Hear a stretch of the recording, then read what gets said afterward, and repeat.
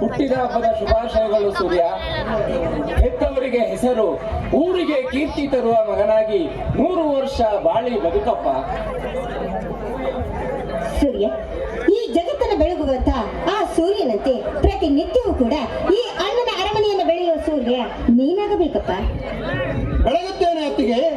ನಿಮ್ಮ ಪ್ರೀತಿಯ ಕೈತುತ್ತು ಒಂದು ಬೆಳೆದಿರುವ ಈ ದೇಹ ನಿಮ್ಮ ಸೇವೆಗೆ ಸದಾ ಮುಡಿಪೋತಿಗೆ.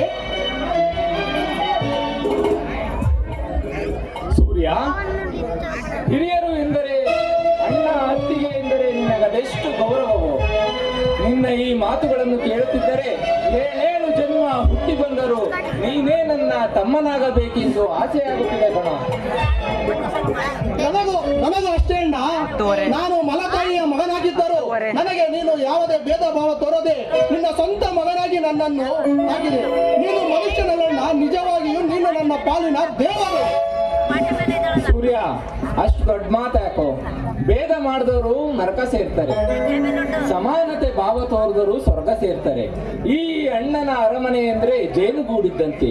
ಈ ಪ್ರೀತಿ ತುಂಬಿದ ಜೇನುಗೂಡಿಗೆ ಯಾವ ದುಷ್ಟರ ಕಲ್ಲೇಟು ಬೀಳದಂತೆ ನಾವೆಲ್ಲರೂ ಕಾಪಾಡಿಕೊಳ್ಳಬೇಕಪ್ಪ. ನಿಜ ಅಣ್ಣ.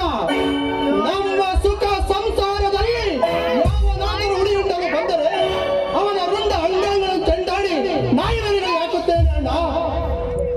ನೋಡಿ ಸೂರ್ಯ, ಈ ನಿನ್ನ ಧೈರ್ಯ ಸದಾಕಾಲ ಹೀಗೆ ಇರಲಿ ಅಂತ ಆ ದೇವರಲ್ಲಿ ನಾನು ಸದಾ ಬೇಡ್ಕೊಳ್ತೀನಿ. ಅರ್ಜುನ, ನನಗೊಂದು ಮಾತನ್ನು ನಡೆಸ್ಕೊಡ್ತೀನಪ್ಪ. ಖಂಡಿತ ನಡೆಸಿಕೊಡ್ತೀನಿ.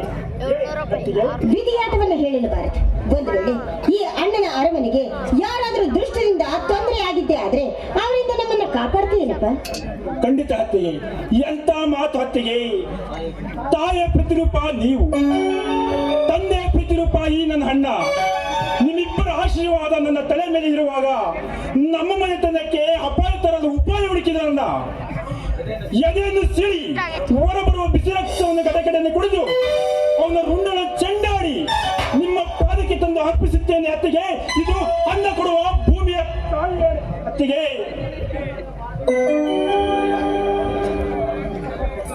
ನೋಡಿ, ಈ ನನ್ನ ಜನ್ಮ ಸಾರ್ಥಕವಾಯಿತು ಕೊಂಡ್ರೆ. ಈ ಪ್ರೀತಿ, ವಾತ್ಸಲ್ಯ, ಮಮತೆ ಇನ್ಯಾರಿಗೂ ಕೂಡ ಸಿಗೋದಕ್ಕೆ ಸಾಧ್ಯವೇ ಇಲ್ಲ. ಅಕ್ಕ, ಈ ನಿಮ್ಮ ಸಂತೋಷದಲ್ಲಿ ನನಗೊಂದು ಪಾಲು ಸಿಗುತ್ತಾ? ಯಾರೇ ಇವಳು? ಸೌಂದರ್ಯ, ಇವಳು ಕಾಂಚನ ಎಂದು ಯಾರೂ ಇಲ್ಲದ ಅನಾಥಳು. ನಮ್ಮ ಮನೆಯಲ್ಲಿರಲೆಂದು ಕರೆದುಕೊಂಡು ಬಂದಿದ್ದೀನಿ. ಮನೆಗೆ ಇರೋಕ್ತಾನೆ, ನಿಮ್ ಜೊತೆಗೆ ಇರೋಕಲ್ವಲ್ಲ?